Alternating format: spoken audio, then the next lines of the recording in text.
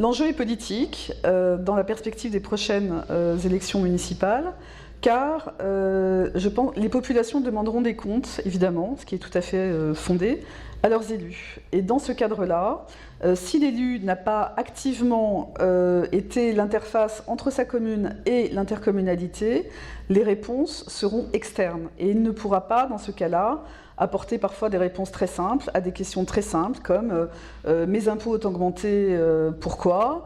J'ai constaté que le bus de ramassage scolaire ne passait plus autant qu'avant, ma rue est plus sale qu'avant, et toute question pertinente de la part d'un habitant d'une collectivité. Ceci doit être préparé, c'est-à-dire que les réponses doivent être préparées. Ça veut dire qu'il faut être vigilant et il faut surtout ne pas hésiter à créer un petit groupe au sein de la collectivité. Donc évidemment, en fonction de la taille de la commune, ce groupe sera plus ou moins important, mais ne pas laisser seulement le conseiller communautaire répondre à ces questions. C'est-à-dire que le conseiller communautaire doit être également le représentant de la commune dans l'intercommunalité, mais également entre la commune et les habitants. Donc je dirais être vigilant de ce point de vue en étant actif et en étant en posant toujours les questions et en étant très attentif aux effets de cette intercommunalité dans la vie concrète de la population. La fusion des collectivités a entraîné une baisse du nombre d'élus, d'accord ? Malgré les apparences, le nombre d'élus qui sont en charge des dossiers a diminué, puisqu'évidemment, les conseillers communautaires ont une vocation globale sur le territoire de la commune qu'ils représentent. Donc il faut une articulation, je dirais, très efficace, très active entre les élus délégués, même s'ils n'ont pas de compétences communautaires, et le conseiller communautaire. Donc il ne faut surtout pas couper cette relation, c'est très important.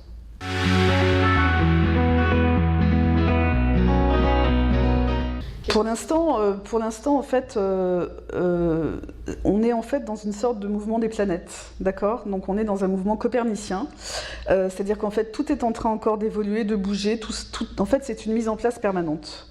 Les transferts ne se font pas forcément à la vitesse voulue, il y a des blocages qui sont des fois des blocages, je dirais très simplement géographiques, politique, personnelle, c'est intrapersonnel.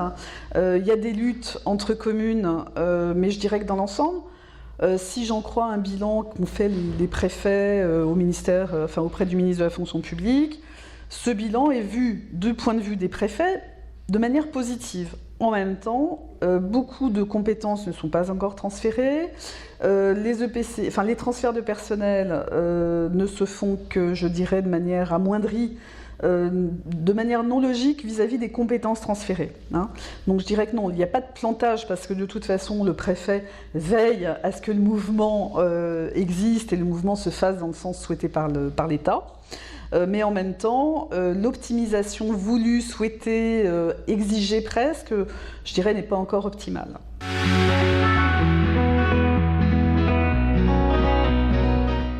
C'est pas facile, parce que déjà, il y a donc cette hiérarchie administrative, une hiérarchie politique, de fait, et puis ensuite, je dirais, un rapport des fois de pouvoir. J'ai été quand je me suis déplacée dans le sud, dans une commune qui était ville-centre, elle a subi une diminution, entre guillemets, d'effectifs au bénéfice de l'intercommunalité, dont elle avait quand même qui avait une majorité de sièges en sa faveur, et malgré tout, qui a subi une baisse de services rendus. Alors que, techniquement, elle avait toutes les ressources pour maintenir cet équilibre. Mais en fait, la pression des autres communes qui avaient rejoint cet interco, qui avait augmenté évidemment du fait de la loi de 2015, exerçait une telle pression qu'elle se sentait en fait obligée presque de se dépouiller, pas de se dépouiller, mais de diminuer le service rendu pour pas que les autres collectivités deviennent, entre guillemets, hostiles au fonctionnement de l'intercommunalité. Donc ça crée quand même des situations des fois très étranges. C'est pas du tout l'objectif, mais on est dans un système de négociation et de compromis. Donc je pense que dans les années à venir, il y a encore quelques années d'instabilité avant que, entre guillemets, on atteigne en fait une moyenne pondérée, acceptée et acceptable pour l'ensemble du bassin de vie, des habitants et des élus.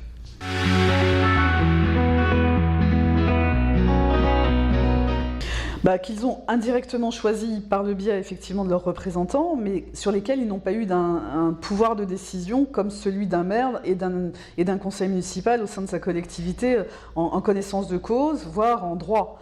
Donc en fait, c'est une participation et une décision qui impacte de toute façon l'ensemble des élus et des habitants de cette collectivité élargie qu'est le PCI. Donc c'est une forme de partage de pouvoir que je dirais que les habitants et que les électeurs n'ont pas du tout appréhendé pour l'instant. C'est pas du tout dans leur culture entre guillemets de citoyens.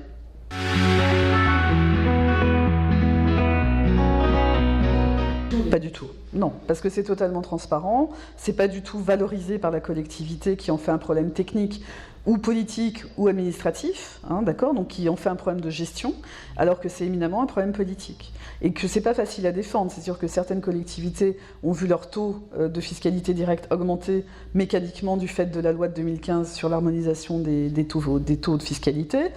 Certains ont vu des services fermés ou des horaires d'ouverture diminuer pour favoriser la collectivité voisine. Donc il y a eu des effets, entre guillemets, pervers, voire négatifs, et les effets positifs, pour l'instant, ne sont pas forcément visibles. C'est-à-dire que la création d'un système de transport mutualisé, une harmonisation des tarifs qui soit à la baisse, tout ça, pour l'instant, se fait, mais visiblement, ce qui se voit le plus, c'est ce qui ne marche pas. Et donc les élus doivent être dans un travail, je dirais aussi, pédagogique pour présenter tous ces aspects-là, en expliquant bien leur rôle et en expliquant non pas qu'ils ne servent à rien, mais qu'au contraire, ce sont des intermédiaires indispensables au service de proximité de leur collectivité.